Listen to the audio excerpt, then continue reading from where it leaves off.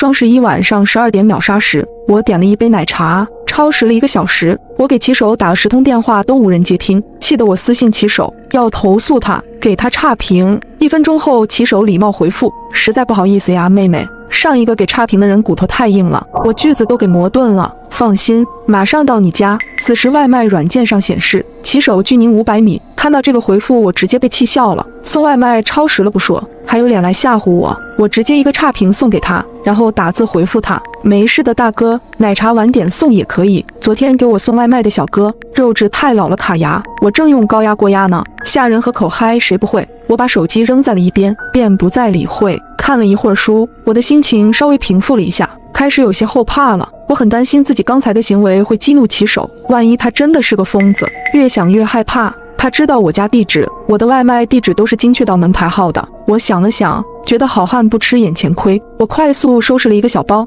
蹑手蹑脚地打开了门，去了对面的603。这间房是我准备毕业后用来干直播的，比较清静，户型小。我没有告诉过任何人。过道里漆黑一片，我放轻了步子，竭力控制自己不惊动过道的声控灯。突然5楼有人咳嗽了1、2声，接着是重重的脚步声，有人上来了，我的心狂跳起来。我赶忙跑到了603，关上了门。是那个骑手来了吗？我悄悄地转过了身子，把眼睛贴在了猫眼上。一个穿着明黄色衣服的小伙提着一杯奶茶，他神色如常，没有丝毫愤怒的样子。他看了眼楼道的号码过后，就急匆匆地上楼了。我松了口气，原来不是给我送奶茶的骑手呀，真是自己吓自己。我擦了擦额头的汗，准备在沙发上将就一晚，明天再想办法。手机铃声突然响了起来，这突兀的一声响，在黑夜显得格外可怕。我被吓得一个机灵，连忙把电话挂断了。是住在我楼上的学姐，比我大2届，她人很好，平时对我也很照顾。我刚想给她回个消息，告诉她自己已经睡了，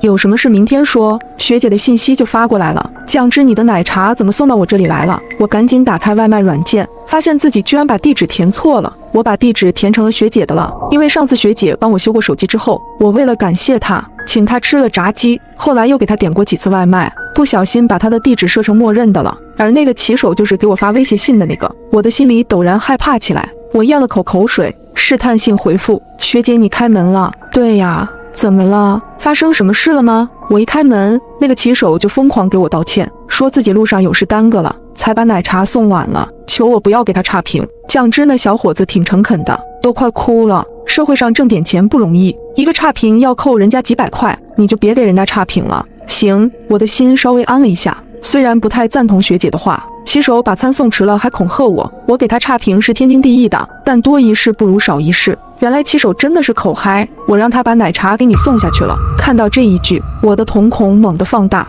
虽然确定了骑手是口嗨，但他说过的那些话总让我有些膈应。现在又这么晚了，我还是有点害怕。我刚想说不用了，把奶茶送给骑手了，门外就传来了震天响的敲门声。我把耳朵紧紧贴在了门上，是对面的门。我突然想起我表妹还在屋里睡觉，她今天来我这里玩，我居然把她给忘了。我连忙打字想提醒她不要开门，门就被砰的一声打开了。敲什么敲？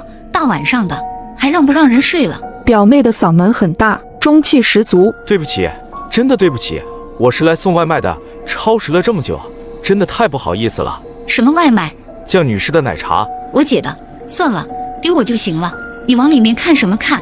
别把地给我踩脏了。